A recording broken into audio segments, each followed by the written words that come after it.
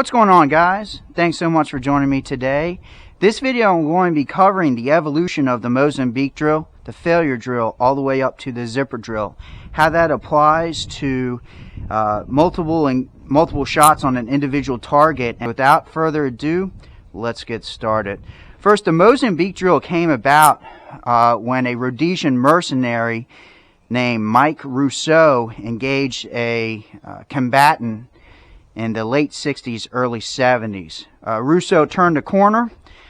There was an enemy combatant roughly about 7 yards away. Rousseau engaged the target with 2 shots to the body,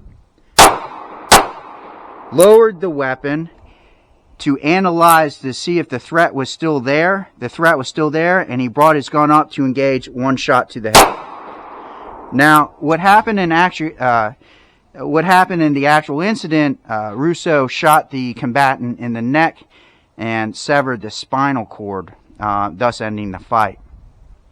Late 70s, Rousseau met with Colonel Jeff Cooper. Colonel Cooper is known as the father of the modern gunfighting technique, and Rousseau got to share his experience with Cooper and showed and explained how he dealt with the situation. Cooper liked the course of fire so much that he wanted to utilize that in his curriculum at the Gunsight Academy. Now, the Gunsight Academy was one of, if not the first, firearms training academy that trained not only law enforcement and military, but also civilians as well. 1980, 2 law enforcement officers from the LA SWAT team came down to train at Gunsight. Liked the Mozambique drill so much, they wanted to take it back and utilize it in their curriculum, not only for the SWAT team, but also the regular police, as well as surrounding police agencies. Now, they made 2 changes. 1, they changed it from the Mozambique drill to the failure drill, and 2, they changed how the course of fire was shot. So they removed the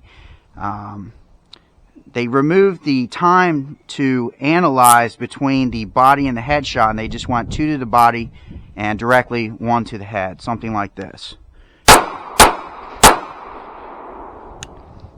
The reason why they changed the timing is, in their training and experience, they believe that it would be a higher risk to the individual officer if they took the time to analyze between the body and the headshot. So just do 2 to the body, 1 to the head.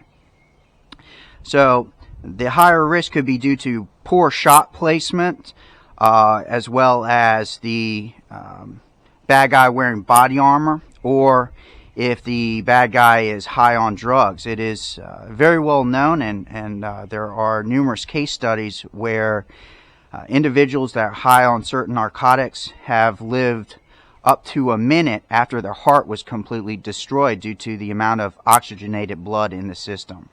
Now, moving on to the zipper drill. The zipper drill came about from experience post 2001, 9/11. Global war on terror kicked off. So pre-9/11, there weren't a lot of time and opportunity to really put the training methodology and theory to the test.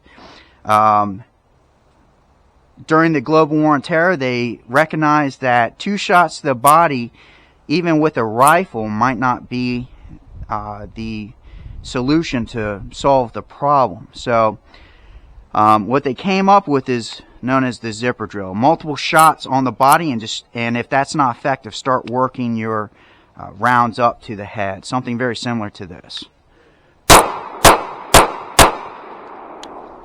So even if the body shots aren't necessarily effective due to either bad shot placement or body armor or narcotics, start working your way up. If you hit something in the neck, you could possibly sever the spine, or multiple shots to the head could end the fight.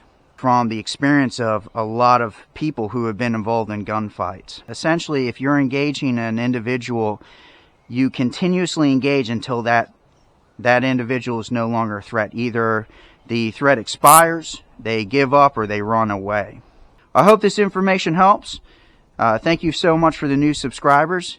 I really appreciate that. If any comments, leave them down below. And for everyone else, make sure you like, subscribe, better yet share. I'll see you on the next one. I'm out.